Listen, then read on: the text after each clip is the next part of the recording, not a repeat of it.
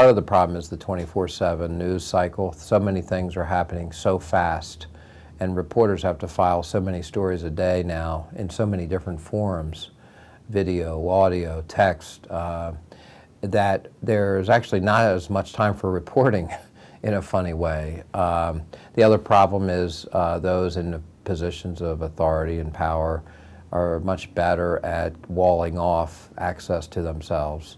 The public relations industry is much more heavily layered, much more sophisticated, and much more adept at controlling its message. There is a funny idea in Washington that you have to have access to those in power to do journalism, and I have done quite well, thank you very much, and so has the Center for Public Integrity and several other, well, basically muckrakers, latter-day muckrakers who don't need the access. There's an outside-in strategy and there's an inside strategy.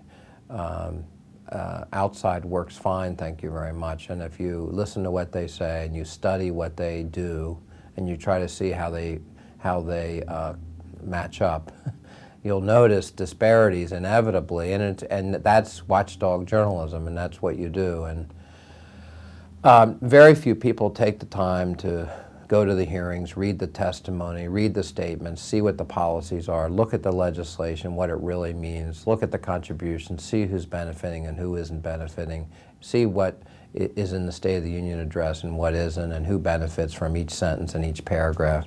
Really not just follow the money, but get behind the policies and pronouncements. And the problem is reporters are clustered at 2 or 3 places.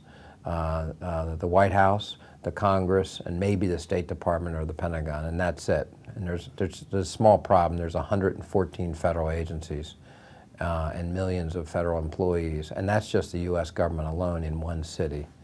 It's not even, there's so much more that's not being covered. So journalists cover a tiny % of reality every day. And it's kind of disturbing. In the United States alone, there's 50,000 journalists. It's hard for me to tell what they're doing from their reporting. Our mantra at the Center for Public Integrity was always watch what they do, not what they say. As investigative reporters, we figured what they said, you might have to wear boots, hip waders or something to get through it. We always assumed that. And we always watched what they did. We went through the records, we pulled it all out. What we found over time is it didn't matter what we found.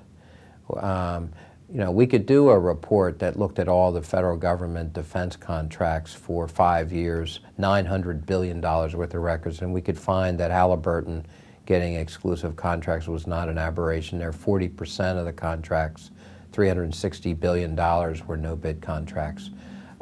Welcome to the real world of Washington, D.C. and defense contracting. And there was a big yawn and no one cared, and the rest of the media hardly covered it. And what we started to see was, if you have phrases like "No Child Left Behind" and the Patriot Act and this and that, you have certain things you say, the way you frame it, any administration, earlier ones before Bush did this as well, you frame the message becomes what becomes perceived as truth.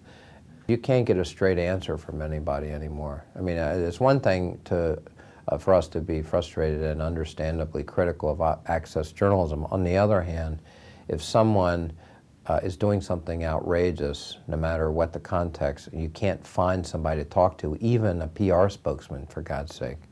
Not forget the official, the CEO or the senator or the president. I'm talking about just a flack won't even talk.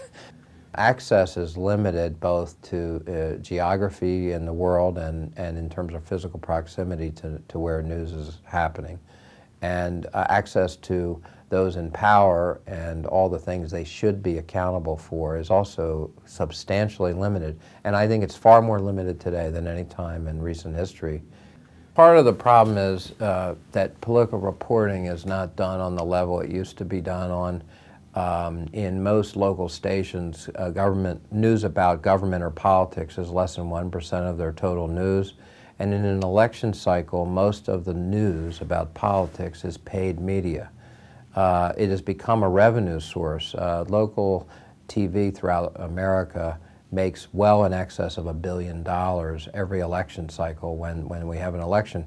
Most people in America, in the world, do not know there were 650,000 commercials about the 2004 presidential campaign.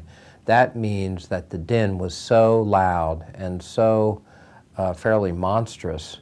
You know, listeners should get workers' comp for having to endure that kind of crap. Can you imagine if you lived in Iowa or New Hampshire? I bet you're probably damaged. You probably have to get therapy. I mean, to see that kind of crap on the air day after day, much of it negative. How many of those people read the New York Times versus are subjected to the ads on the airwaves? Obviously, the latter is the most common encounter with information. I'm not letting reporters off the hook. Could they have been more critical in the 2004 election? Yes. You know, 50% don't vote in presidential elections. At least 100 million people stay home. Half the country in any election. Usually it's 70% that stay home in most elections. And it's not just elections, it's coverage too. And that's where the vast ignorance is, and that's when the body politic does stupid or unexplainable things. They're not informed properly.